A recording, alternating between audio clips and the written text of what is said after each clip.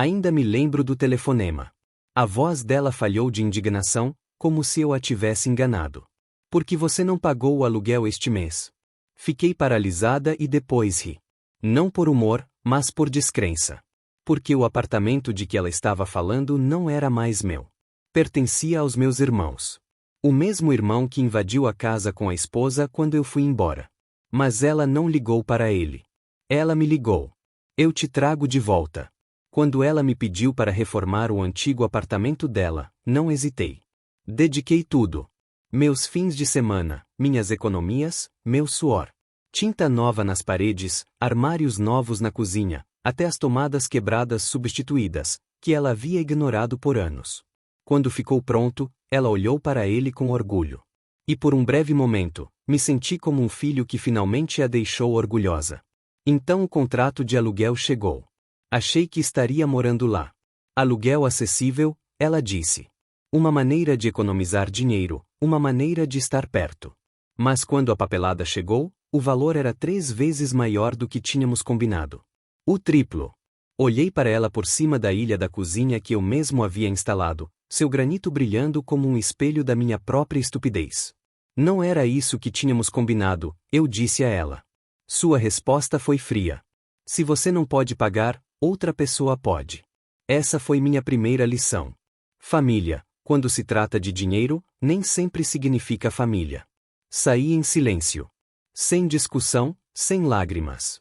Apenas uma mala pronta e um contrato de aluguel que eu havia assinado do outro lado da cidade. Um apartamento menor, sim, mas meu. Pago por mim, não pendurado como isca no anzol da minha mãe. Não precisei esperar muito para entender quem ela queria dizer com outra pessoa. Meu irmão e a esposa se mudaram em uma semana. O menino de ouro. Aquele que sempre conseguia mais, precisava de menos, ainda assim, de alguma forma, exigia tudo. Eu pensei que era livre. Mas a liberdade é testada de maneiras estranhas. Um mês depois, o telefone tocou. A voz dela estava alta e trêmula. Cadê o aluguel? Por que você não pagou? Quase engasguei. O aluguel do apartamento. Sim, ela retrucou. Seu irmão disse que ainda está esperando por você. Tínhamos um acordo. Foi aí que me dei conta. Ela não tinha apenas alugado o apartamento dele. Ela tinha alugado para mim no papel, sem eu assinar, sem eu pagar, sem eu nem morar lá. E ela jogou a responsabilidade em mim. Meu nome, meu histórico de crédito, minha vida. A traição foi quase elegante. Mas eu não gritei. Não me desmoronei. Sorri porque percebi uma coisa. Eu ainda achava que era o mesmo filho ingênuo que havia reformado a cozinha dela de graça. Eu não sabia quem ela tinha criado no dia em que tentou me dar um golpe. Então, agi. Pedi calmamente que ela me enviasse o acordo. Os papéis que ela alegava me vinculavam.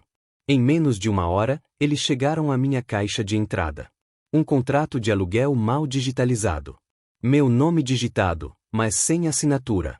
Sem iniciais, sem assinatura, nada legal. Dei uma risadinha. Uma falsificação sem fundamento. No dia seguinte, visitei o escritório do proprietário.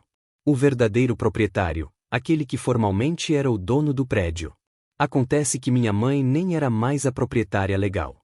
Ela mesma o havia alugado, sublocado para mim, ou pelo menos fingia, e agora para meu irmão. Expliquei a situação em detalhes, levei cópias para ele e anotei a assinatura faltando. Ele não estava feliz, não comigo, mas com ela. Eu o havia defraudado também. E foi então que expliquei meu plano. Não ataquei diretamente. Não, a vingança, a verdadeira vingança, é mais silenciosa, mais fria. Simplesmente recuei e deixei o dominó cair. O proprietário revogou seus direitos de sublocação e lhe enviou uma carta exigindo o aluguel atrasado. De repente, ele me devia milhares, que estava tentando fazer com que ele pagasse. Meu irmão, o pirralho mimado, agora estava morando em um apartamento que não lhe pertencia. Em poucas semanas, chegaram os avisos de despejo. E então veio a ligação que nunca esquecerei. Desta vez, sua voz estava embargada, rouca de tanto chorar. Estão nos despejando. Seu irmão não tem para onde ir. O que você fez? Fiquei em silêncio por um longo tempo. Deixei-a sentada no silêncio que ela mesma havia construído. Então respondi com as mesmas palavras que ela me dissera uma vez: se você não pode pagar, outra pessoa pode. As consequências foram exatamente como eu imaginava. Meu irmão a culpou. Ela me culpou. Minha esposa culpou todo mundo. Eles se atacaram como ratos em um porão inundado. E eu fiquei no meu pequeno apartamento e paguei por tudo. Sem condições, sem mentiras. Engraçado, não é? Reconstruí o apartamento dela com minhas próprias mãos. Mas, no final, me reconstruí também. Mais forte, mais frio, eu não estava pronto para bancar o idiota novamente. Eu queria um inquilino. Ela aprendeu uma lição. E agora, quando o nome dele aparece no meu telefone, deixo tocar, porque algumas dívidas, uma vez pagas, nunca mais precisam ser pagas. A justiça nem sempre ruge. Às vezes, sussurra. E quando o faz, soa como silêncio do outro lado da linha.